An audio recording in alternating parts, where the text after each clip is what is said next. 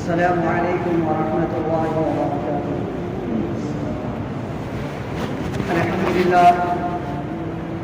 الحمد لله وكفى وسلام على عباده الذين اصطفى، أما بعد. أعوذ بالله من الشيطان الرجيم. بسم الله الرحمن الرحيم. فبما رحمة من الله لنت لهم ولو كنت فظا غليظ القلب لانفضوا من حولك فاعف عنهم واستغفر لهم وشاورهم في الأمر فإذا عزمت فتوكل على الله إن الله يحب المتوكلين. صدق الله العظيم. معزز سامعین کرام، میرے دینی بھائیوں، عزیز ساتھیوں، نوجوان دوستوں، اس وقت آپ کے سامنے گفتگو کرنے کے لیے میں نے ایک ایسے موضوع کا انتخاب کیا، ایک ایسے عنوان کا انتخاب کیا، ایک ایسے ٹاپک کا انتخاب کیا جس پر بارہا دسیوں بار بیان سنتے رہتے ہیں،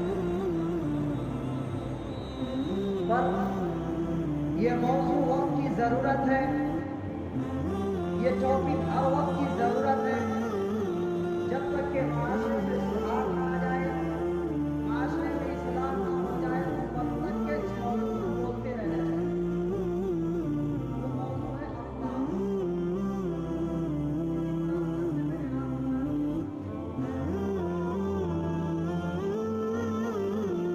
اللہ تبارک و تعالیٰ نے اپنے حبیب جناب محمد رسول اللہ صلی اللہ علیہ وسلم کے عظیم اخلاق کے چند پہلوؤں کا تذکرہ فرمایا. اللہ تبارک و تعالیٰ نے فرمایا فَبِمَا رَحْمَةٍ مِّنَ اللَّهِ لِنتَ لَهُمْ، کہ اے پیغمبر صلی اللہ علیہ وسلم، آپ پر اللہ تبارک و تعالیٰ کی خاص مہربانی ہے کہ جس مہربانی کی بنا پر آپ تمام لوگوں میں نرم مزاج ثابت ہوئے. تو ہمیں ایک ایک اس آیت کے ٹکڑے سے ہمیں یہاں سے سبق لے کر کے یہاں سے جائے ہم کہ فَبِمَا رَحْمَةٍ مِّنَ اللَّهِ لِنتَ لَهُمْ، یعنی اللہ تبارک و تعالیٰ نے اپنے حبیب سے فرمایا کہ تمام لوگوں میں آپ نرم مزاج ثابت ہوئے. اور یہ نرم مزاجی صرف اپنوں کے لیے نہیں بلکہ غیروں کے لیے بھی. یہ نرم مزاجی صرف دوستوں کے لیے نہیں، دشمنوں کے لیے بھی.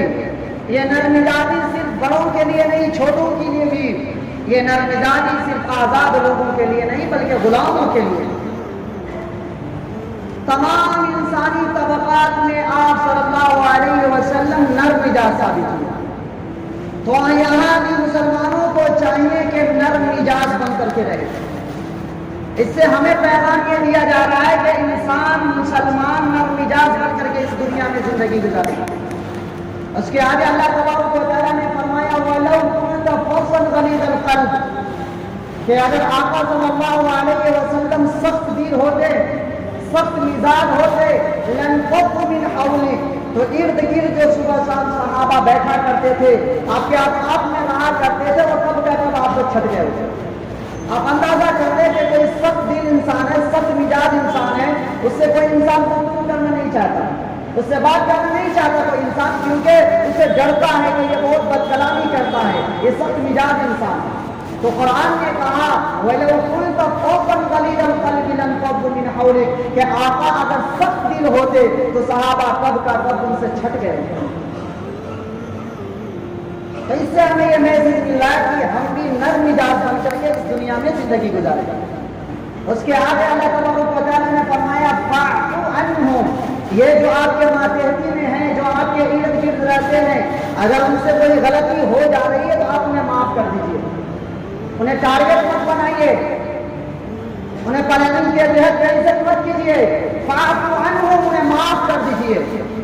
یہ پیغام مل رہا ہے ہمیں کہ اگر کسی انسان سے ہمارے ماتحتی میں کام کر رہا ہے کوئی انسان، اگر اس سے غلطی ہو جا رہی ہے تو اسے ٹارگٹ مت بنائیے، اسے ٹارگٹ مت بنائیے بلکہ انہیں معاف کر دیجیے. اور اللہ تبارک و تعالیٰ نے فرمایا فَاعْفُ عَنْهُمْ وَاسْتَغْفِرْ لَهُمْ، کہ صرف معافی مت کیجیے بلکہ دعا کیجیے اور ان کے لیے استغفار کیا. یہ پیغام ہے مسلمانوں کے لیے، لیکن مسلمان آج کہاں کھویا ہوا ہے پتہ نہیں. وَشَاوِرْهُمْ فِي الْأَمْرِ، اور جب تمہارے سامنے بات آ جائے جس کے بارے میں تمہیں علم نہیں ہے، تم نہیں جانتے ہو، وہ شاورہم فی الامر، تو اپنے ماتحتوں سے مشورہ کرو، اپنے ماتحتوں سے مشورہ کرو، اپنے آپ میں فیصلہ مت کر لو، بلکہ غور و فکر کرو، مشورہ کرو ان سے۔ اس کے بعد فَإِذَا عَزَمْتَ، جب آپ ڈیسیزن لینے لگے، جب آپ فیصلہ کرنے لگو، فَتَوَکَّلْ عَلَى اللَّهِ، تو مشورہ پر بھروسہ نہیں کرنا چاہیے بلکہ اللہ پر بھروسہ۔ فَتَوَکَّلْ عَلَى اللَّهِ إِنَّ اللَّهَ يُحِبُّ الْمُتَوَکِّلِينَ۔ میرے بھائیوں، میں آپ کے سامنے اخلاق کے کس پہلو پر بیان کروں؟ کیا آقا صلی اللہ علیہ وسلم کی حدیث ناکافی ہے کہ آقا صلی اللہ علیہ وسلم نے اپنی بعثت، اپنی رسالت، اپنی نبوت کے مقاصد، توحید کے مقاصد کے بعد اپنی بعثت کو اخلاق میں محسوس کر ڈالا؟ اس دنیا میں جتنے انبیاء آتے ہیں، اس دنیا میں جتنے انبیاء آئے، تقریباً 1,24,000 انبیاء کرام اس دنیا میں آئے ہیں، ان کا ایک ہی مقصد، ایک ہی ٹارگٹ تھا کہ ایک اللہ کی عبادت کرنے والے انسان بن جائے۔ وہ پیشانی جو غیر اللہ کے سامنے جھکی ہوئی ہے، اس پیشانی کو ایک اللہ کے سامنے جھکانے کے لیے آتے تھے۔ آقا صلی اللہ علیہ وسلم نے فرمایا کہ میں اس دنیا میں اعلیٰ اخلاق کی تعلیم دینے کے لیے آیا ہوں۔ انما بعثت لاتمم مکارم الاخلاق، کہ اخلاق کی وہ تعلیم، اخلاق کی وہ عمارت، جس عمارت کی بنیاد مجھ سے پہلے گزرے انبیاء نے رکھی ہے، اسی کو مکمل کرنے کے لیے میں اس دنیا میں تشریف لایا، میں اس دنیا میں بھیجا گیا۔ میرے بھائی، جب آپ حدیث کا مطالعہ کریں تو پتہ چلے گا کہ دنیا میں بھی، آخرت میں بھی اخلاق کی وجہ سے کیا انسان کو نہیں مل سکتا۔ ایک صاحب اخلاق جس سے آقا صلی اللہ علیہ وسلم نے اپنی نسبت خاص کی بشارت سنائی، اور جس کے پاس اخلاق نہیں ہے، جس کے پاس کردار نہیں ہے، آقا نے ان سے اپنی نسبت کی نفی فرمائی۔ آقا صلی اللہ علیہ وسلم نے فرمایا کہ میرے نزدیک سب سے پیارا، سب سے محبوب اور سب سے قریب وہ شخص ہے وَحَاسِنُكُمْ أَخْلَاقًا، جن کے اخلاق، جن کے کردار، جن کے کیریکٹرز ہیں، وہ ہے میرے نزدیک سب سے محبوب، اور مجھ سے دور ہوئے وہ شخص جس کے اخلاق، جس کے کردار، جس کے کیریکٹر صحیح ہو۔ وہ آقا فرما رہے کہ وہ سب ہم سے دور ہے۔ کتنی بڑی بات ہے کہ انسان کے انجام کو بنانے اور بگاڑنے یہ اخلاق، یہ کتنی بڑی بات ہے۔ آقا صلی اللہ علیہ وسلم نے فرمایا کہ حشر کے عدالت میں جب ترازو قائم کیا جائے گا، میزان قائم کیا جائے گا، ان میں بندوں کے اعمال کو تولا جائے گا، ہمارے اولاد کے اعمال کو تولے جائیں گے، اور ہمارے بعض اعمال ایسے ہوں گے کہ جس اعمال کی بنا پر ترازو کے پلڑے جھکے ہوئے ہوں گے۔ آقا نے فرمایا کہ اخلاق کے علاوہ کوئی ایسی چیز نہیں ہے وہ ترازو کے پلڑے میں نہیں رکھی گئی جس سے ترازو کے پلڑے جھک جائے۔ یہ پیغام دیا آقا نے۔ عبادات تو بہت ہے، عبادات تو پہلے نماز پڑھتے ہیں، نماز ادا کرتے ہیں، لیکن ہمارے اور آپ کے نماز میں جو کمی ہے، کون شخص ہے جو اس بات کی ضمانت دے، اس بات کی گارنٹی دے کہ میں خشوع و خضوع کے اس روح کے ساتھ نماز ادا کرتا ہوں جس خشوع و خضوع کے ساتھ شرائع مضبوط؟ کوئی شخص اس کی گارنٹی نہیں دے سکتا۔ آج تو ہمارا نماز کی یہ عادت ہے کہ اگر امام صاحب نماز پڑھا رہے ہیں، ظہر کی نماز پڑھا رہے ہیں، 4 رکعت والی نماز ہے، اگر 3 رکعت پر امام صاحب بیٹھ جائے، ان سے سو ہو جاتا ہے یا بھول ہو جاتی ہے، اور امام صاحب 3 رکعت پر بیٹھ جاتے ہیں، پیچھے 100-200 مقتدی بیٹھے ہوئے ہیں، کسی کے اندر یہ ہمت نہیں ہے کہ وہ سبحان اللہ کہہ کے باخبر کہہ سکے کہ امام صاحب 3 رکعت پر بیٹھے۔ کیوں؟ ایسا اس لیے ہوا کہ جسم تو مسجد میں ہے لیکن دماغ کہیں اور گردش کر رہا ہے۔ ہم دماغ کے ساتھ مسجد میں نہیں ہے، دل کے ساتھ مسجد میں نہیں ہے، صرف جسم کے ساتھ مسجد۔ عبادات میں یقین کی وہ کیفیت ہی نہیں کہ جس یقین کی بنیاد پر، جس یقین کی بنیاد پر ہم یہ کہہ سکے کہ امام صاحب سے 3 رکعت پڑھی۔ کنفیوژن میں ہے، اور جب سلام پھیر دیتے تو ایک دوسرے کے چہرہ کو دیکھتے ہیں، بھائی 3 رکعت ہوئی ہے، بھائی 3 رکعت ہوئی ہے۔ یہ کنفیوژن ہے، ہماری عبادات کی یہ معاملہ، یہ حالت ہے، ہمارے فرائض کی یہ حالت ہے۔ ہم سنت کی کتنے پابندی کرتے کتنے سنت کی۔ آقا نے فرمایا کہ ہمارے اور آپ کے اعمال میں جو کمی ہو جاتی ہے، اس اس کا تدارک اللہ کے پاس اخلاق سے ہوتا ہے. ہماری نماز میں آپ کی نماز میں جو کمی رہ جاتی ہے اس کا تدارک اللہ کے پاس اخلاق سے ہوتا ہے. اس کو لسان نبوت میں ان الفاظ میں بیان کیا ان الرجل لا يدرك بحسن خلقه درجة الصائم القائم، کہ ایک شخص جو صاحب اخلاق ہے، صاحب کردار ہے، کیریکٹر والا انسان ہے، وہ جنت میں اس مقام پر فائز کیا جائے گا جس مقام پر اللہ کے تہجد گزار بندے کو فائز کیا جائے گا. نفل روزے رکھنے والے بندے کو جنت میں جس مقام پر پہنچائے جائیں گے اس مقام پر ایک انسان جس کے اخلاق، جس کے کیریکٹر صحیح ہے، اس کو اس مقام پر پہنچایا جائے گا. جبکہ یہ بندہ تہجد کبھی نہیں پڑھا پوری زندگی میں، کبھی تہجد نہیں پڑھی اب، اور نفل روزے رکھے، لیکن مقام کہاں ہے؟ درجۃ الصائم القائم، کہ تہجد پڑھنے والے اور نفل روزے رکھنے والے کے مقام پر پہنچے. اب ہم اپنے اخلاق کو پہچانے کیسے کہ ہم اخلاق میں کہاں ہے، کس معیار پر کھڑے ہیں، اور ہمارے اخلاق، ہمارے کردار کا ظہور کہاں ہوتا ہے؟ تو شریعت نے یہ معیار طے کیے جس معیار کی بنیاد پر ہم پہچان سکتے ہیں، ہم جانچ اور پرکھ سکتے ہیں کہ یہ انسان کردار اور اخلاق میں کہاں ہے. اس میں سب سے پہلی چیز زبان ہے کہ آپ کی گفتگو بتائے گی کہ آپ اخلاق کے کس معیار پر، آپ جو لینگویج یوز کرتے ہیں، دوسروں کو کتنا رسپانس دیتے ہیں. جب دوسروں سے بات کرتے ہیں تو آپ کے بات کرنے میں کون سے الفاظ استعمال کرتے ہیں، آپ کا لہجہ کیا ہے. بڑوں سے بات کرتے ہیں تو کس طریقے سے بات کرتے ہیں، چھوٹوں سے بات کرتے ہیں تو کیا الفاظ استعمال کرتے ہیں، ماں باپ سے گفتگو کرتے ہیں، آپ کا لہجہ کیسا ہے. آپ کی گفتگو بتائے گی کہ آپ اخلاق کے کس معیار پر. یہ نہیں کہ بڑوں کی بے ادبی کرنا اور چھوٹوں کو دھمکانا، یہ کوئی سچا مسلمان، اچھا مسلمان نہیں ہو سکتا جس کے اخلاق اور کردار ایسے ہوں.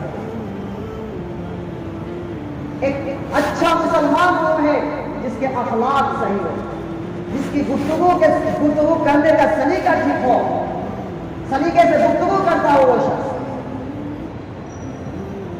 یہ واقعات آپ سنتے ہوں گے بار بار کہ ایک شخص آقا صلی اللہ علیہ وسلم کے دروازے پر دستک دے رہا ہے، وہ اندر آنے کی اجازت طلب کر رہا ہے.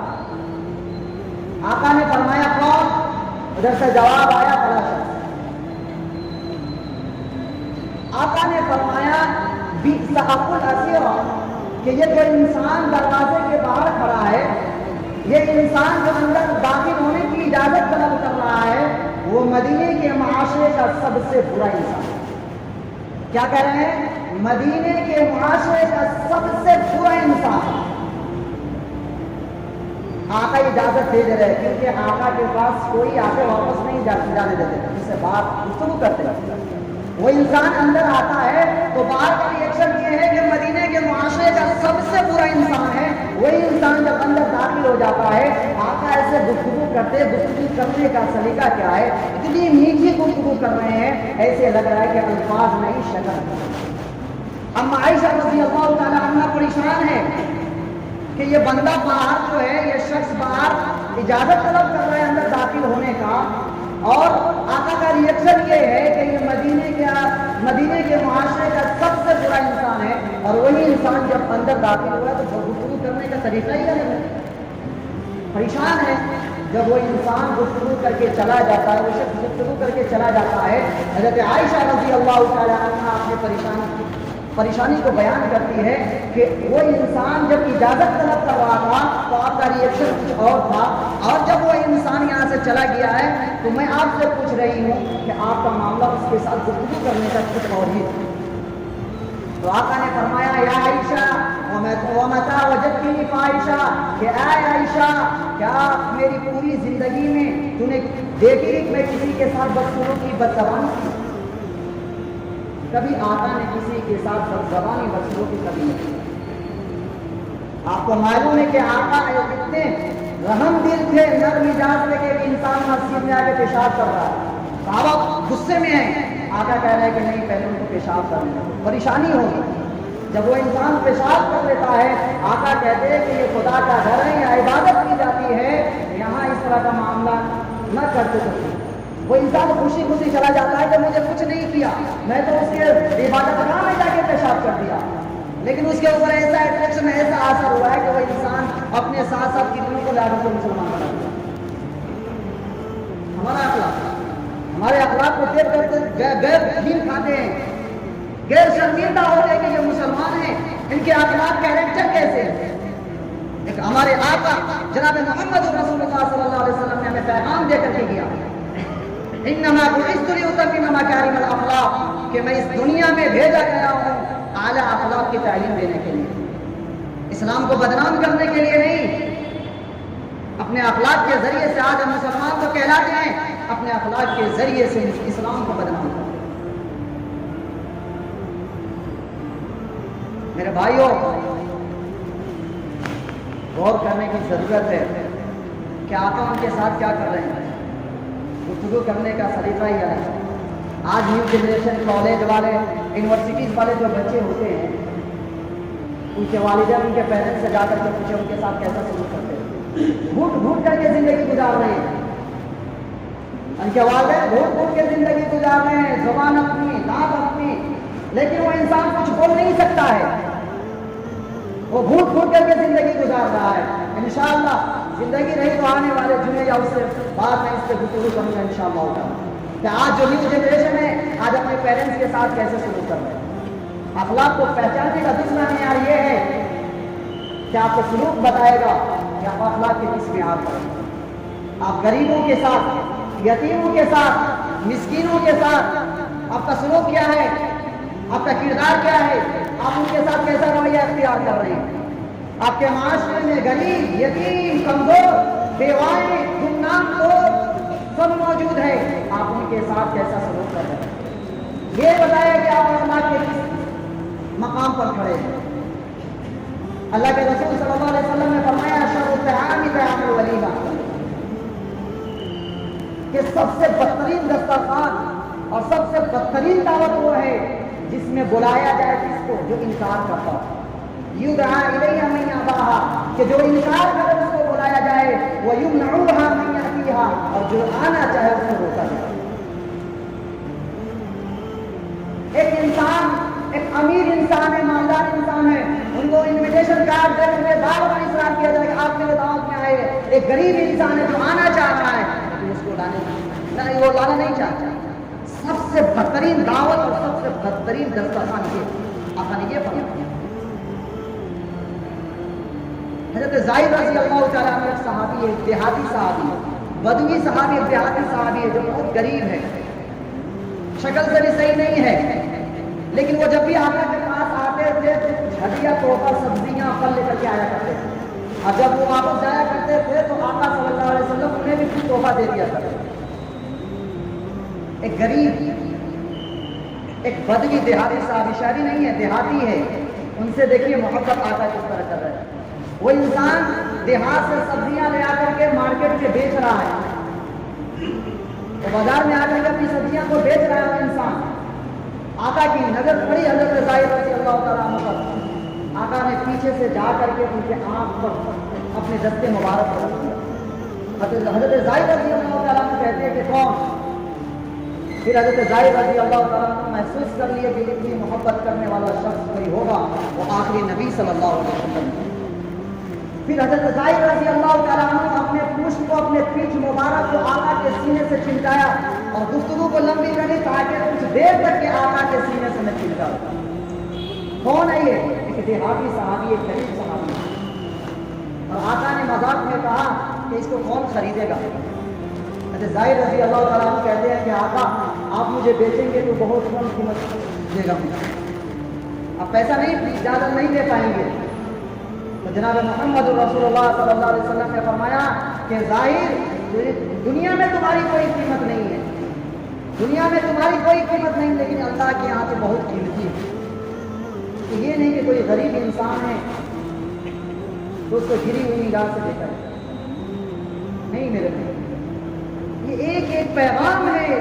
آقا نے ہمیں یہ پیغام دے کر کے دیا کہ مسلمانوں سنت کو اپناؤ، اپنی زندگی کو سنوارو، گفتگو کرنے کا طریقہ سیکھو، کل قیامت قیامت کے دن کے بارے میں بیان کیا خافضۃ رافعہ، کہ بہت سے لوگ ایسے ہوں گے کہ کل قیامت کے دن اس کو نیچے گرایا جائے گا، اور بہت سے لوگ ایسے ہوں گے جن کو اوپر اٹھایا جائے گا۔ اب وہ کون لوگ ہوں گے؟ جو دنیا میں چاپلوسی کر کے، دنیا میں مال کی بدولت لوگوں کو اپنی پلکوں پر سجا کے رکھتے ہیں، کل قیامت کے دن اللہ تبارک و تعالیٰ اس کو پیروں تلے رو دیں گے۔ ایک انسان جس کی دنیا عزت نہیں کرتی، دنیا میں کوئی اس کا عزت کرنے والا نہیں ہے، ہمیشہ ذلیل کرنا چاہتا ہے، دنیا ذلیل کرنا چاہتی ہے، لیکن اس انسان کو اللہ تبارک و تعالیٰ قیامت کے دن وہ مقام عطا فرمائے گا۔ اس لیے میرے بھائیوں، کسی کی عزت سے کھلواڑ مت کیجیے، ہر ایک کی عزت کی پرواہ کیجیے، کسی کو بدنام مت کیجیے، ہر ایک کی رسپیکٹ کیجیے۔ جیسے ابو مسعود انصاری رضی اللہ تعالیٰ عنہ ایک صحابی ہے، وہ کہتے ہیں کہ کنت اضرب غلاما لی، کہ میں ایک مرتبہ میرے غلام نے غلطی کر دی جس کی بنا پر میں اپنے غلام کو مار رہا تھا۔ پیچھے سے آواز آئی، ابا مسعود اعلم ابا مسعود ان اللہ اقدر علیک منک علی هذا الغلام، اے ابا مسعود جتنا اختیار تمہارا اس غلام پر ہے اس سے کہیں زیادہ اس غلام کے پروردگار کا اختیار تمہارے اوپر۔ جو ہمارے ماتحتی میں کام کرتے ہیں تو وہ غلطی کر دے رہے تو انہیں معاف کیجیے، ان کو ٹارگٹ مت بنائیے، ان کی عزت سے کھلواڑ مت کیجیے۔ فوراً ابو مسعود انصاری رضی اللہ تعالیٰ عنہ نے اپنی زبان سے فَهُوَ لِوَجْهِ اللَّهِ تَعَالَىٰ، جیسے پیچھے گھوم موڑ کے دیکھ رہے ہیں کہ آقا صلی اللہ علیہ وسلم یہ بیان فرما رہے ہیں، فوراً ان کی زبان سے یہ آواز نکلی فَهُوَ لِوَجْهِ اللَّهِ تَعَالَىٰ، اے اللہ کے رسول میں اس کو اللہ کے لیے آزاد کرتا ہوں۔ اللہ کے رسول نے استعمال کیا لفظ لَمَسَّتْكَ النَّارُ، کہ حضرت مسعود انصاری رضی اللہ تعالیٰ عنہ اگر اس غلام کو آزاد نہیں کرتے تو آقا کہہ رہے ہیں کہ تمہیں جہنم کی آگ میں دھنس مچے۔ آج بتائیں ہمارے اخلاق کیا ہے، ہمارے کردار کیا ہے، ہم اپنے ماتحتوں کے ساتھ کیا کرتے ہیں، ہمارا کیا ہے؟ اگر کسی کے کردار کو معلوم کرنا ہو، کسی کے اخلاق، کسی کے کیریکٹر کو معلوم کرنا ہو، ان کے فیملی سے جا کے معلوم کیجیے۔ دوستوں میں تو بہت گھر گفتگو کرے گا وہ انسان، لیکن اپنے فیملی کے ساتھ میں کس طرح برتاؤ کر رہا ہے، وہاں جا کر کے دیکھیں کہ یہ اخلاق کے کس معیار کا۔ میں نے گفتگو کے شروع میں یہ بات آپ لوگوں کے سامنے بیان کی کہ یہ موضوع ہر ایک کی ضرورت ہے، بچوں کی ضرورت، بوڑھوں کی ضرورت، مردوں کی ضرورت، نوجوانوں کی ضرورت، عورتوں کی ضرورت، یہ تمام کی ضرورت ہے۔ آج جو مسلمانوں کے حالات سامنے درپیش ہیں، مسلمان جو پریشان ہیں، مسلمانوں کو مارا جا رہا ہے، مسلمانوں کو کاٹا جا رہا ہے، موضوع کی ضرورت ہے، مسلمان کی ضرورت ہے کہ آج مسلمان اپنے اخلاق کو سدھار لے، اپنے کردار کو سدھار لے، تو انشاءاللہ تعالیٰ پوری دنیا پر پھر سے مسلمان ہوں۔ آپ کو معلوم ہے کہ جس کے کردار اگر اچھے ہو، جس کے اخلاق اچھے ہو تو دشمن بھی مجبور ہو جاتے ہیں اس کی عزت کرنے، لیکن جس کے کردار صحیح نہ ہو، جس کے کیریکٹر صحیح نہ ہو، تو انسان ہر جگہ مارا مارا ہوتا ہے۔ قرآن نے فرمایا وَلَا تَسْتَوِي الْحَسَنَةُ وَلَا السَّيِّئَةُ، کہ یہ برائی اور اچھائی برابر نہیں ہو سکتی۔ اِدْفَعْ بِالَّتِي هِيَ أَحْسَنُ، کہ ہمیشہ برائی کا مقابلہ اچھائی سے کرو۔ اگر تمہارے ساتھ کوئی بدتمیزی کر رہا ہے تو تم صبر کرو، اگر تمہارے ساتھ کوئی بے عزتی کر رہا ہے تم صبر کرو، اللہ تبارک و تعالیٰ کو دنیا میں ہی دیکھنا۔ فَإِذَا الَّذِي بَيْنَكَ وَبَيْنَهُ عَدَاوَةٌ كَأَنَّهُ وَلِيٌّ حَمِيمٌ، کہ اگر تمہارے کردار، تمہارے اخلاق، تمہارے کیریکٹر اگر صحیح ہے تو پھر اللہ تبارک و تعالیٰ تو تمہیں وہ مقام عطا کریں گے ہی، لیکن دنیا میں جو تمہارے دشمن بھی ہوں گے وہ بھی مجبور ہو جائیں گے تمہاری عزت کرنے۔ تو اس موضوع، اس عنوان سے ہمیں یہ پتہ چلا کہ آج مسلمان جو اخلاق کے میدان میں جو گرے ہوئے ہیں، آج مسلمانوں کے اندر وہ اخلاق نہیں جس اخلاق کی ضرورت ہے، آج مسلمانوں کے اندر وہ کردار نہیں جس کردار کی ضرورت ہے۔ ہم پڑھتے ہی نہیں آقا کو کہ آقا صلی اللہ علیہ وسلم نے ہمیں کون سے پیغام دے کر کے دیا، ہم تو آج مست ہے چند پیسوں میں، چند پیسوں میں آپ مست ہے، کسی کو سمجھتے ہی نہیں۔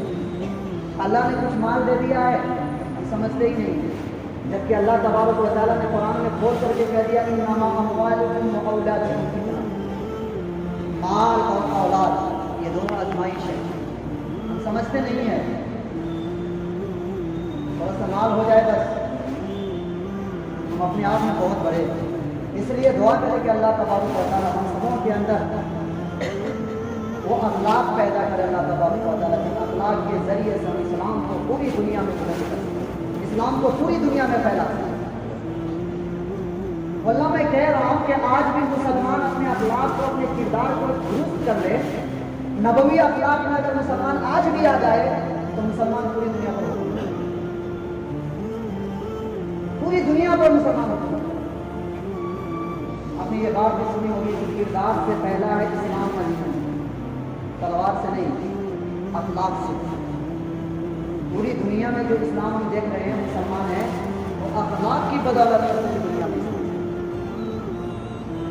ورنہ آقا سخت دل ہوتے تو آقا کے ساتھ جس طرح کا سلوک کیا گیا، جس طرح سے رویہ اختیار کیا گیا آقا صلی اللہ علیہ وسلم، سخت دل ہوتے تو اسی وقت معاملہ گڑبڑ ہوتا، لیکن آپ برداشت کیے، کسی کی گالی کو برداشت کیے، کسی کو مار کو برداشت کیے، آج ہم لوگوں کے پاس یہ دین موجود ہے، الحمدللہ۔ تو دعا کرے کہ اللہ تبارک و تعالیٰ ہم سب کو اس طرح کرنے کی توفیق عطا فرمائے اور نبوی اخلاق کو اپنی زندگی میں شامل کرنے کی توفیق عطا فرمائے۔ دعا